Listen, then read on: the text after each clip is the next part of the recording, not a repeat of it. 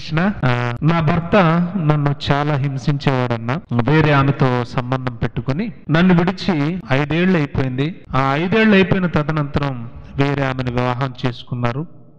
నాకిప్పుడు 7 సంవత్సరాల ఒక కుమారుడు ఉన్నాడు. ఇప్పుడు నేను ఒంటరిని కదా, నా భర్త నన్ను విడిచిపెట్టాడు. నేను మరో పెళ్లి చేసుకోవచ్చా అనేది ప్రశ్న. చాలా సంతోషం. ముఖ్యంగా పునర్వివాహాన్ని గురించి క్రైస్తవ సమాజంలో కొన్ని సందేహాలు ఉన్నాయి. ముఖ్యంగా అంటే పునర్వివాహం పాపం, అంటే క్రైస్తవులు మరో వివాహం చేసుకోకూడదు, ఒకే వివాహానికి కట్టుబడి ఉండాలి అని. కానీ బైబిల్ ఏం చెప్తోంది అంటే, ఒక భర్త కానీ భార్య కానీ మరణించిన తర్వాత, వాళ్ళు చనిపోయిన తర్వాత మరో వివాహం చేసుకోవచ్చు, అది పునర్వివాహమే. అదేవిధంగా భర్త కానీ భార్య కానీ వ్యభిచార కారణమును బట్టి వారు వ్యభిచారులుగా మారిపోయి పూర్తిగా లోకంలో కలిసిపోయి మిమ్మల్ని విడనాడి వాళ్ళ జీవితం వాళ్ళు చూసుకుని వివాహంలో చేసిన నిబంధనలను అతిక్రమిస్తే వ్యభిచార కారణమును బట్టి మరో వివాహం చేసుకోవచ్చు అని కూడా బైబిల్ చెప్తుంది. ముఖ్యంగా మనం బైబిల్ చదివే విధానంలో చాలామంది స్త్రీలను, చాలామంది పురుషులను ఇప్పటికే మనం బాధిస్తున్నామని చెప్పక తప్పదు. ఎలా బాధిస్తున్నారంటే, క్రైస్తవ జీవితంలో వివాహం ఒక్కటే అనేసరికి మీరు ఈ వివాహానికే కట్టుబడి ఉండాలి, ఇక ఆ తర్వాత వాళ్ళు మిమ్మల్ని విడిచి వెళ్ళిపోయి, అంటే చెల్లెమ్మ, సహోదరి, అక్క చెల్లెమ్మ నాకు తెలీదు, ఆమె నాకు తెలిసి 7 ఏళ్ల బాబు ఉన్నాడు అంటోంది కాబట్టి పెద్ద వయసు ఆవిడ అయి ఉండాలి. ఒకవేళ ఆమె జీవితంలో అలా ఒంటరిగా గడపటానికి ఆ భర్త ఆమెను విడనాడి వేరే వివాహం చేసుకుని హ్యాపీగా బ్రతుకుతున్నప్పుడు ఆమె ఒంటరిగానే చచ్చిపోయేంతవరకు, అతను చచ్చిపోయేంతవరకు ఎదురు చూడాలి అని అనుకోవడం మూర్ఖత్వమే అవుతుంది. ఆ సమయంలో ఆమెకు ఒకవేళ మోహపు చూపులు చూడాలన్న ఆలోచన కలిగినా, ఏ పురుషుడినైనా మోహపు చూపు చూసినా మళ్ళీ అది వ్యభిచారంగా పరిగణింపబడుతుంది. కనుక ఆమె మరో వివాహం చేసుకుని కొత్త జీవితాన్ని ప్రారంభించడంలో ఏమాత్రం తప్పులేదు. బైబిల్ గ్రంథాన్ని మనం పరిశీలన చేస్తే కొరింథీయులకు రాసిన మొదటి పత్రిక 7వ అధ్యాయంలో సందర్భానుసారంగా బైబిల్ని ఎలా ఆలోచించాలో మనకు చెప్తున్నాడు. కొరింథీయులకు రాసిన మొదటి పత్రిక 7వ అధ్యాయము 12వ వచనం. ఏ సహోదరునికైనను అవిశ్వాసురాలైన భార్య ఉండి ఆమె అతనితో కాపురం చేయడానికి ఇష్టపడిన ఎడల ఆమెను అతడు విడిచిపెట్టకూడదు. మరియు ఏ స్త్రీకైనను అవిశ్వాసి అయిన భర్త ఉండి అతనితో కాపురం చేయడానికి ఇష్టపడిన ఎడల పరిత్యజింపకూడదు. ఒకవేళ ఇష్టపడకపోతే మనం ఏం చేయలేం, వాళ్ళే విడిచిపెట్టి వెళ్ళిపోతారు. అలాంటి సందర్భాలలో చూడండి 15వ వచనం, అలాంటి సందర్భాలలో సహోదరునికైనను సహోదరికైనను నిర్బంధము లేదు అన్నాడు. రైట్, అంటే ఆ సిచ్యువేషనల్ థింకింగ్ అంటారు దీన్ని. మనం దాన్ని అర్థం చేసుకోవాలి, వాళ్ళ బాధను మనం అర్థం చేసుకోవాలి. ఇప్పుడు ఆమెను ఆయన వేరే వివాహం చేసుకున్నప్పటికీ నువ్వు మాత్రం ఇలాగే జీవితాంతం కొనసాగాలి అని చెప్పడం అది మూర్ఖత్వం అవుతుంది. సో ఆమె మళ్ళీ ఏదైనా మోహపు చూపు చూస్తే, శరీరం ఇబ్బంది పెడితే అది పాపంగా పరిగణింపబడుతుంది. కాబట్టి ఆమెకు ఒక స్వేచ్ఛ ఉంది, ఆ స్వేచ్ఛను మనం హరించకూడదు. మరి ఇక్కడ వ్రాయబడింది తన భార్య భర్తతో బ్రతికి ఉన్నంతకాలం బద్ధురాలై ఉండునని ఉంది కదా. భర్త మృతి పొందిన ఎడల ఆమెకి ఇష్టమైనను అని పెండ్లి చేసుకుని కూడా స్వతంత్రురాలు అని అంటుంది కదా బైబిల్. అంటే కట్టుబడి ఉన్న వాళ్ళకు వర్తిస్తుంది అన్నమాట, కట్టుబడి లేని వాళ్ళకు వర్తించదు. దేనికైతే కట్టుబడ్డారో, ఆ నిబంధన కట్టుబడ్డారో వాళ్ళకి ఆ మాట వర్తిస్తుంది కామన్గా, ఖచ్చితంగా. కానీ కట్టుబడి లేనప్పుడు అది వర్తించదు. కాబట్టి ఆ విషయాన్ని మనం ఆలోచించేటప్పుడు, దాన్ని పరిగణనలోకి తీసుకునేటప్పుడు సందర్భానుసారంగా మనం పరిగణనలోకి తీసుకోవాలి. ఇక్కడ మరొక ఇంపార్టెంట్ మాట 27వ వచనం కూడా చూస్తే, భార్యకు బద్ధుడివై ఉంటివా విడుదల కోరవద్దు, భార్య లేక విడిగానుంటివా వివాహము కోరవద్దు, అయినను నీవు పెండ్లి చేసుకునినను పాపము లేదు. గ్రీక్ లేఖనాలను కూడా మనం పరిశీలన చేసినప్పుడు ఇక్కడ ఆ సందర్భం రాయబడింది. ఏమనంటే, ఎవరైతే విడిగా బ్రతుకుతున్నారో వారికి పూర్తిగా వాళ్ళ వివాహ బంధం రద్దయిపోయిన తర్వాత వారు వివాహం చేసుకున్న ఎలాంటి పాపం లేదు అని గ్రీక్ వెర్షన్స్లో కూడా మనం గమనించవచ్చు. కన్యక పెండ్లి చేసుకున్నను ఆమెకు పాపం లేదంటాడు. అంటే అలాంటి వ్యక్తిని, ఎవరి వివాహ వ్యవస్థ అయితే రద్దయిపోయిందో, నిబంధన రద్దయిపోయిందో, ఆ రద్దయిపోయినటువంటి వ్యక్తిని వివాహం చేసుకోవటం, ప్రభునందు మాత్రమే పెండ్లి చేసుకోండి, అలా చేసుకోవటంలో ఎలాంటి పాపం లేదు.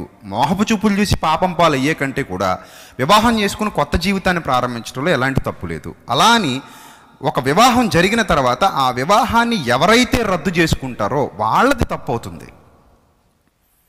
కావాలని ఎవరైతే దాన్ని పాడు చేసుకుంటారో, కావాలని ఎవరైతే విడనాడతారో వాళ్ళ తప్పు అవుతుంది. అంతేగాని ఇప్పుడు 2 చక్రాలు ఉన్నాయి, బండి ముందుకు కదులుతోంది, ఒక చక్రం ప్యాచ్ పడిపోతే ఇంకో చక్రాన్ని నిందించడానికి లేదు.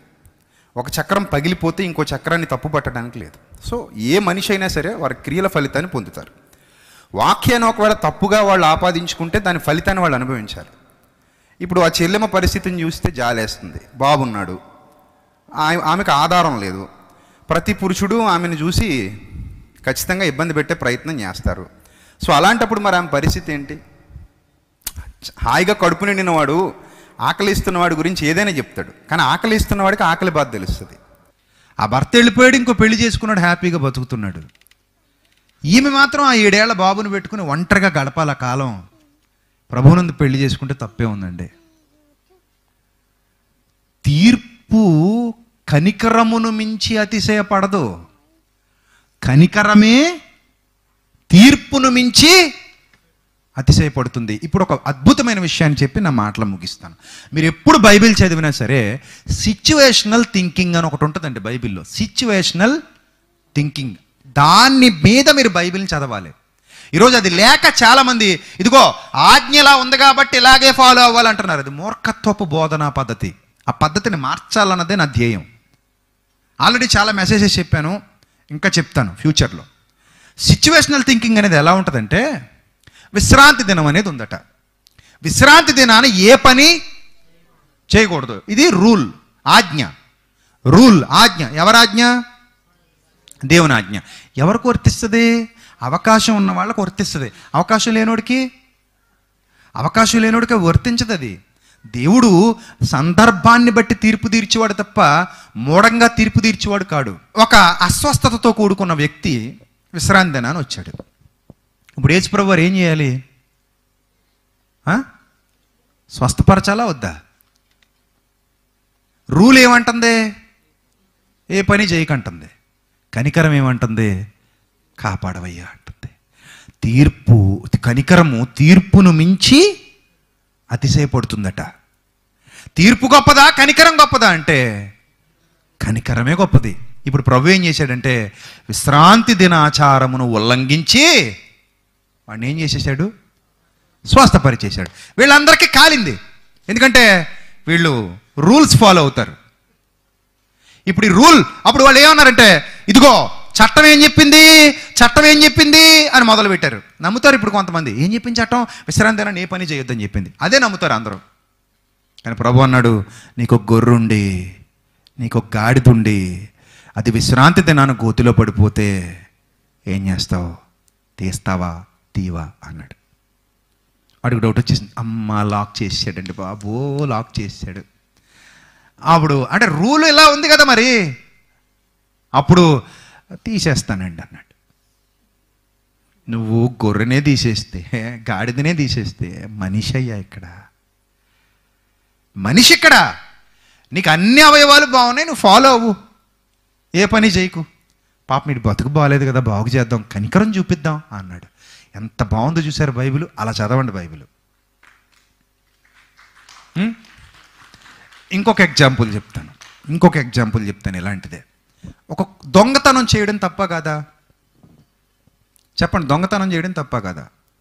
తప్ప కాదా? గట్టిగా చెప్పాలి అందరూ. తప్పే. దొంగతనం చేస్తే వాడిని శిక్షించాలా వద్దా? శిక్షించాలి. ఇప్పుడు నేను ఒక విషయం చెప్తాను, బాగా విని మీ తీర్పు ఇవ్వండి. మీరు తీర్పు ఇవ్వాలి. ఇప్పుడు నాకు చెన్నైలో బిజీగా ఉన్న నగరం, ఒక బేకరీ ఉంది. ఆ బేకరీలో ఒక ఆయన కేకులు తయారు చేస్తున్నాడు. అక్కడికి ఒక చిన్న నిక్కరేసుకున్న కుర్రోడు వచ్చాడు. ఒంటి మీద చొక్కా లేదు. ఆ బేకరీ చుట్టూ తిరుగుతున్నాడు. అవతలబో అన్నాడు. ఆ కుర్రాడు దీనంగా వచ్చి, అయ్యా ఆకలిగా ఉంది, ఒక బ్రెడ్ పెట్టవా అని అడిగాడు. గెట్ అవుట్, డబ్బుల్లో గిబ్బుల్లో వేషాలు ఎత్తనం, అవతలబో, బ్రెడ్ లేదు ఏం లేదు, బయటపో అన్నాడు. ప్లీజ్ అయ్యా, మా చెల్లెమ్మ ఆకలితో ఉందయ్యా, ఒక్క బ్రెడ్ ఇవ్వయ్యా, 2 రోజుల నుంచి ఏం తినలేదు, ప్లీజ్ అయ్యా, ఏదో ఒక పని చేస్తానే మీ దగ్గర అంటే, ఆ మురికి ఒంటితో ఉన్నావు, నువ్వు పని చేస్తావు, సరిగా స్నానం కూడా చేయలేదు, బయటపో నువ్వు అన్నాడు. అప్పుడు పిల్లాడు అటు చూశాడు, ఇటు చూశాడు, 2 కేకులు చేత్తో పట్టుకుని పరుగు లంఘించుకున్నాడు. పరిగెడుతున్నాడు. వీడి కోపం వచ్చేసింది, ఎక్కడ లేని కోపం. కుర్రాళ్ళని పిలిచాడు, పట్టుకోండి రా వాడిని అన్నాడు. పరిగెడుతున్నారు. కుర్రాడు వెనకాలే పరిగెడుతున్నారు. కొంత దూరం వెళ్ళిన తర్వాత ఒక ఫుట్పాత్ మీద ఒక చిన్న పాప కూర్చొని ఉంది. పరుగుని వెళ్ళాడు. ఆ రెండు కేకులు ఆ పాప చేతులు పెట్టాడు. త్వరగా తిని చెల్లెమ్మ అన్నాడు. ముందుకు పరిగెత్తడం మొదలు పెట్టాడు. తరుముకుంటూ వచ్చిన వాళ్ళకి ఎదురెళ్ళిపోయే వాళ్ళ ముందు అలా ఉంగిపోయాడు. నన్ను కొట్టండి అయ్యా, మా చెల్లెమ్మని తినివ్వండి అయ్యా అన్నాడు. కొట్టాలా వద్దా చెప్పండి? కొట్టాలా వద్దా? యాజ్ పర్ లా ఏం చేయాలి? కొడతావా? మరి బైబిల్ అలా కాదండి, బైబిల్ దొంగతనం తప్పు అని చెప్పింది కదండి. బైబిల్ ఏం చెప్పింది? దొంగతనం తప్పు అని చెప్పిందండి. వైజాగ్లో ఒక ఆవిడ బండి మీద నడుచుకుని వెళ్ళిపోతుంటే ఇద్దరు కుర్రాళ్ళు బీరు తాగడానికి డబ్బులు లేక ఆవిడ మెడలో చైన్ ఉందని వెనకాల వెళ్ళి లాక్కుని కింద పడేసి ఆవిడ నీట్ చేసి మరీ చైన్ దింపుకుని వెళ్ళారు. మనకు దొరికారు. ఏం చేద్దాం? పాపమ్మ, బీరులు తాగడానికి డబ్బులు లేక మెడలో చైన్ దింపారమ్మా అని చెప్పి ఊరుకుంటామా? దౌర్భాగ్యులారా అని చెప్పి తీసుకెళ్ళి ఎక్కడ అప్పగిస్తాం? పోలీస్ స్టేషన్లో అప్పగిస్తాం. అది situational thinking. That is Bible. ఇలా ఎవరైనా చదువుతున్నారా బైబిల్ని? నేను అలాగే చదువుతా బైబిల్ని. ఒక సందర్భాన్ని ఆలోచించి మనం ఏం చేయాలి? జడ్జిమెంట్ ఇవ్వాలి, పరిష్కారం చెప్పాలి. అంతేగాని దొంగతనం చేశాడంటే కొట్టి చంపేయండి అనకూడదు. అది దొంగతనమే, కానీ కొట్టి చంపేసేంత దొంగతనం కాదు. నిజానికి కొడితే ఎవరిని కొట్టాలి తెలుసా? ఆ కేక్ ఇవ్వనన్నాడు చూడు, ఆడిని కొట్టాలి. దౌర్భాగ్యుడా, దేవుడు నిన్న స్థానంలో ఉంచాడు. చొక్కా లేకుండా ఆకలికి 2 రోజుల నుంచి అన్నం తినక అలమటించిపోతున్న వాడిని పాపం కదా, జాలి అనిపించలేదు. ఆ 2 కేకులు వాడి చేతిలో పెట్టి, వెళ్ళినైనా నువ్వు తిను, మీ చెల్లెమ్మకు కూడా పెట్టు. ఎంత గొప్ప కనికరం! తీర్పును మించి అతిశయపడునదే కనికరం. తీర్పును మించి అతిశయపడేదే కనికరం.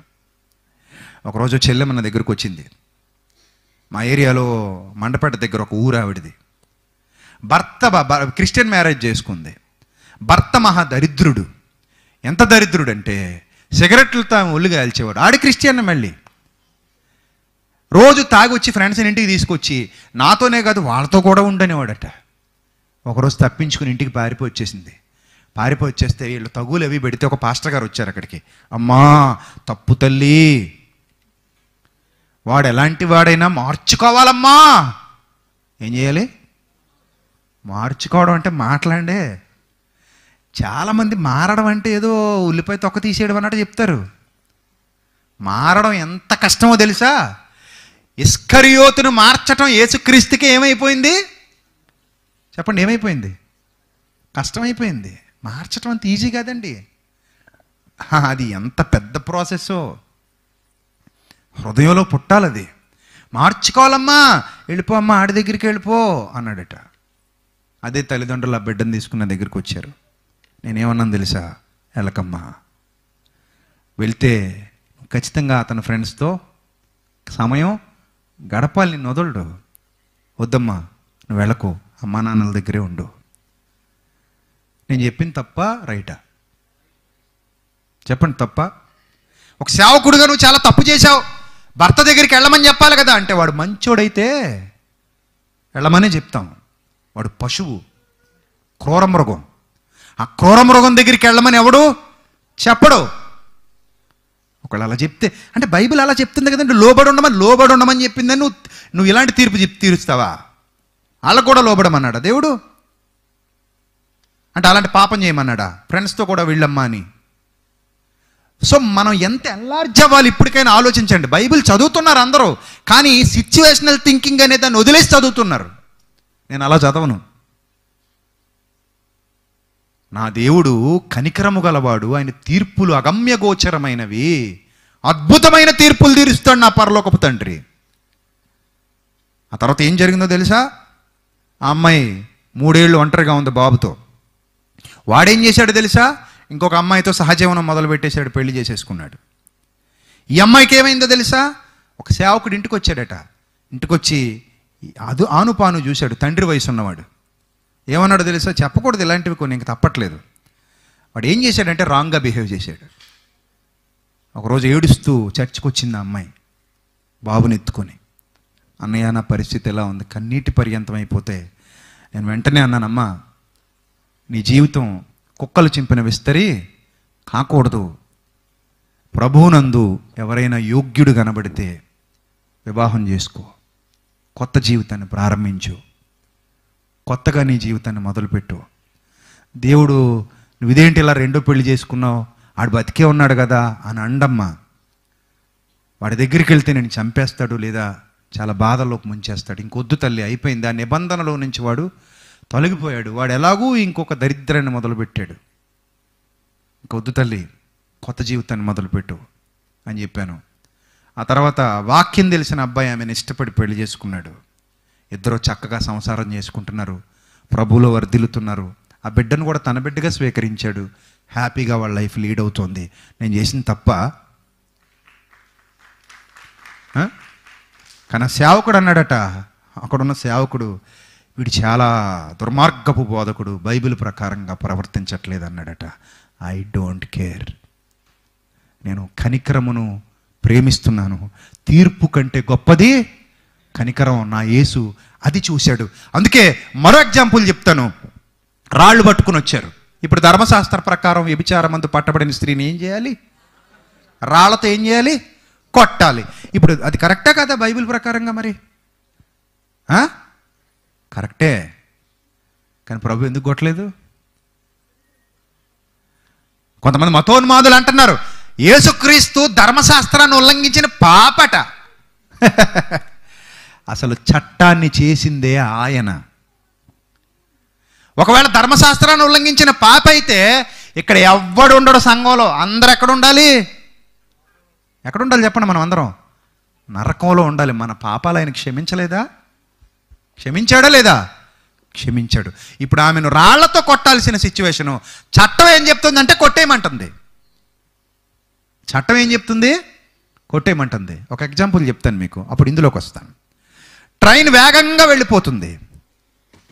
ఒక యవ్వనస్తుడు, వాడికి జీవితం విలువ తెలియట్లేదు. ఏదో అమ్మాయిని ప్రేమించాడు, అది కాదంది, ఇంకో పెళ్లి చేసేసుకుంది. వీడికి జీవితం అంతా అమ్మాయే కనబడుతుంది. 750 కోట్ల మందిలో ఒక అమ్మాయికి నచ్చలేదు అంతే. కానీ వీడు ఏమనుకున్నాడు? ప్రపంచం అంతా ఈ అమ్మాయి అనుకుంటున్నాడు. ఆడి మనసు అలా మోసం చేసింది వాడిని. ఇప్పుడు అది తట్టుకోలేకట ఎక్కడికి వచ్చాడు? ఈరోజు అమ్మాయి పెళ్ళి, ఇంకెందుకు నాకు బ్రతుకు, ఇంకా అమ్మాయిలే లేరా ప్రపంచంలో? అయినా ఈడు వద్దన్న అమ్మాయిని ఈడు ఎందుకు అంత ఇష్టపడి చచ్చిపోవడం? చూసారా ఎంత సింపుల్గా ఆలోచిస్తారు వీళ్ళు. నువ్వు వద్దు దరిద్రం చి అవతలకు బాగుంది. అప్పుడు ఏమనాలి? ఆహా నీకు నచ్చకపోతే నాకు అమ్మాయిలే దొరకరా అనుకుని పోవాలేడు. కానీ అలా చేయలేదట. ఏం చేశాడట? రైలు పట్టాల మీదకి ఎక్కి చచ్చిపోదామని చెప్పి పట్టాల మీద తలబెట్టాడు, లేదా అడ్డంగా నిలబడ్డాడు. ఆ ట్రైన్ డ్రైవర్కి అలాంటి కొడుకే ఉన్నాడు. ఇప్పుడు as per law, according to law, గుద్దేసి వెళ్ళిపోయిన ట్రైన్ డ్రైవర్కి ఏమైనా ప్రాబ్లమా? Any problem? No problem. గుద్దేసి వెళ్ళిపోవచ్చు. ఆ తర్వాత రైల్వే పోలీసులు వస్తారు, శవాన్ని తీసుకుంటారు, అడ్రస్ కలెక్ట్ చేస్తారు, వాళ్ళు ఎవరో తెలిస్తే ఇస్తారు, లేదా అనాథ శవంలో పక్కన పడేస్తారు. కానీ అతడు క్రైస్తవుడు. ఆ నడుపుతున్న ట్రైన్ డ్రైవర్ ఎవరు? క్రైస్తవుడు. మనసు కనిపించింది, అయ్యయ్యో పాపం నా బిడ్డ వయసు అని ఏదో విధంగా రూల్స్ అతిక్రమించైనా సరే ట్రైన్ మెల్లిగా ఆపేశాడు. దూరం నుంచి చూసి మెల్లిగా ఆపేసి వాడిని 2 తిట్టి పైకి తీసుకొచ్చి కూర్చోబెట్టి మాట్లాడి పంపించాడు. ఇప్పుడు చట్టం ఏమంటుందో తెలుసా? గుద్దేయమంటుంది. కనికరం ఏమంటుందో తెలుసా? కాపాడమంటుంది. దేని కోటేద్దాం? అదండి బైబిల్. అలా చదవండి ఈ రోజు నుంచి. తీర్పు తీర్చేటప్పుడు సందర్భానుసారంగా తీర్పు తీర్చండి. న్యాయం మాట్లాడేటప్పుడు సందర్భానుసారంగా మాట్లాడండి. వాక్యాన్ని ఎవరి జీవితానికైనా అప్లై చేసేటప్పుడు సందర్భానుసారంగా అప్లై చేయడం మొదలు పెట్టండి. అంతేగాని పిచ్చిగా ఒక వచనం తీసుకొచ్చేసి కుదరని చోట కూడా ఇరికించేసి చంపేయకండి, తప్పండి. మనం నీతిమంతుల్లా అలా వ్యవహరించకూడదండి. ఇప్పుడు ఆమెను రాళ్లతో కొట్టాలి రూల్ అయితే. కానీ ప్రభు ఏమన్నాడు తెలుసా? మీలో ఎవరైతే అలాంటి తప్పు చేయలేదో, మీలో ఎవరైతే పాపం చేయలేదో వాళ్ళు మొదట రాయి వేసేయండి అన్నాడు. ప్రతి ఒక్కడూ ఆలోచించుకుంటే డైరెక్ట్ వ్యభిచారం చెయ్యకపోవచ్చు, కనీసం మోహపు చూపైనా ఎప్పుడు చూసి ఉండకుండా ఉంటాడా? చెప్పండి. ఏమంటే మీలో ఎప్పుడు మోహపు చూపు చూడలేని వాళ్ళు చెయ్యొద్దండి. వ్యభిచారాలు కూడా వదిలేయండి. నేను ఎప్పుడు మోహపు చూపు ఎవరిని చూడలేదన్న వాళ్ళు చెయ్యొత్తాలి. మనం అందరం అలా చూసిన వాళ్ళమేనండి. అంటే మనం కూడా ఒక రకంగా ఎవరు మరి? ఇప్పుడు మరి రాళ్ళతో కొట్టాల్సి వస్తే మనల్ని ఎవరు కొట్టాలి? టపటపలాడిపోవాలి తలకాయ. పెద్ద పెద్ద రాళ్ళు తెచ్చి రక్తం వచ్చేలా కొట్టేయాలి. మన ప్రభు మనల్ని కొట్టాలి, కానీ కొట్టాడా? కానీ మనం ఏం చేస్తామంటే కొట్టండి కొట్టండి కొట్టండి దీన్ని, కొట్టండి దీన్ని, ఎంత పాపం చేసింది ఇది అని మొదలుపెట్టారు వాళ్ళు. అప్పుడు అన్నాడు, మీలో ఎవడు పాపం చేయలేదో వాడు మొదట రాయి వేయండి. ఒక్కో రాయి ఒక్కో రాయి ఒక్కో రాయి పడేశారు. అప్పుడు అంటున్నాడు, అమ్మా ఎవ్వరూ నీకు శిక్ష విధించలేదా? ఎవరు విధించలేదు ప్రభువా. నేను విధించనమ్మా. అసలు ఆ మాట వండర్ఫుల్ అండి. నేనును శిక్ష విధించను, నీకు ఏం నేను కూడా నిన్ను అసలు శిక్షించను. ఎందుకు శిక్షించడం? నిన్ను శిక్షించే రైట్ అంటూ ఒకవేళ ఉంటే ఎవరికి ఉంది? అక్కడ రాయి వేయగలిగే కెపాసిటీ ఎవరికి ఉంది? నా యేసుక్రీస్తు ఒక్కడికే ఉంది. కానీ ఆయనే ఏమన్నాడు తెలుసా? ఇకను వెళ్ళి ఇంకెప్పుడు పాపం చేయకమ్మా, వెళ్ళిపో అన్నాడు. అలా చదవండి ప్రియులారా, మీకు చేతులెత్తి ముక్త బైబిల్ బాగుపడతారు. ప్రపంచాన్ని మారుద్దాం. అలా చదవండి బైబిల్. సిచ్యువేషనల్ థింకింగ్ రాసేసుకోండి మీ బైబిల్ మీద. నేను ఎప్పుడు బైబిల్ చదివినా సిచ్యువేషనల్గానే చదవాలి. సముఖపు రొట్టెలు తినడం పాపం, కానీ దావీదు తినేశాడట. యాజకులే తప్ప ఇతరులు తినకూడని సముఖపు రొట్టెలు అవి తినకూడదు ఎవరును, కానీ దావీదు తిన్నాడు. ఇప్పుడు దావీదుని ఏం చేయాలి? అకార్డింగ్ టు లా ఏం చేయాలి? శిక్షించాలి. కానీ దేవుడు ఏం చేశాడు? శిక్షించలేదు. What is the reason behind that? Only one reason, God's grace. కారణం సందర్భానుసారంగా దేవుడు తీర్పు తీర్చాడు. దావీదు అతని అనుచరులు ఆకలిగొని ఉన్నారు. తినకపోతే ఏమైపోతారు? చచ్చిపోతారు. సో ఆ టైంలో వాళ్ళు తిన్నారు తప్ప వాళ్ళు వేరే ఉద్దేశంతో బాగా కొవ్వెక్కి దేవుడు చేయొద్దన్న పని చేసిన వాళ్ళు కారు. కాబట్టి వాళ్ళని ఏం చేశాడు? వదిలేశాడు. తీర్పును మించి అతిశయపడునదే కనికరం. రేపటి నుంచి మీరు ఇలాంటి మంచి ఆలోచన కలిగి మాట్లాడండి. ఎవరితో మాట్లాడిన వాక్యం అలాగే అప్లై చేయండి. ఎక్కడ ఎవరికి ఏ సందర్భంలో ఈ వాక్యం అప్లై అవుతుంది, ఎక్కడ ఎవరికి ఏ సందర్భంలో ఈ వాక్యం అప్లై కాదు అనేది మనకు తెలియాలి. ఓకే, అలా అర్థమైతే మీరు హ్యాపీ, మీరు ధన్యులు, మీరు లైఫ్ లాంగ్ హ్యాపీగా ఉంటారు.